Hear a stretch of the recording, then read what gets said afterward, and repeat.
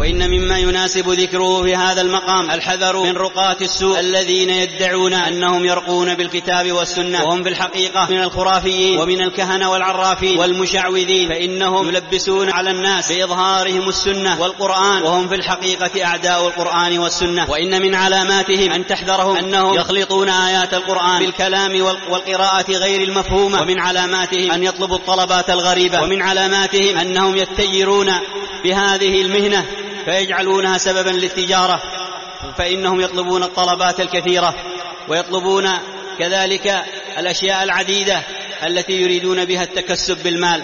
فتارة يبيعون لك ماء مقروءا بكذا وكذا من المال، أو زيتا مقروءا، أو كذلك ربما أعشاب مقروءة وغير ذلك، قصدهم التجارة. أو يستخدمون الوسائل الغريبة من استخدام الكهرباء أو كذلك الضرب العنيف أو غير ذلك مما يفعله هؤلاء، وهو من علاماتهم. أو طلبهم لكبش أسود أو ديك أسود أو غير ذلك من الطلبات الغريبة والأسئلة العجيبة. أو يسألونك عن اسم أمك أو اسم جدتك أو اسم أحد نسائك أو غير ذلك. فكل هذا وغيره ونظائره وأمثاله هو من علامات الكهنة والعرافين والمشعوذين والخرافيين.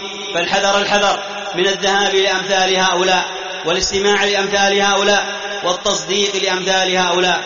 وربما بعض هؤلاء يصدقون في واحدة، كما أخبر النبي صلى الله عليه وسلم مما يسترقه الشيطان من الغيب حين تنزل الملائكة ببعض الغيب ويضعون معها 100 كذبة. وهؤلاء يصلون إلى الشياطين بعبادتهم لهم والشرك بهم، فإنهم يصلون بهذا إلى خدمة الشياطين.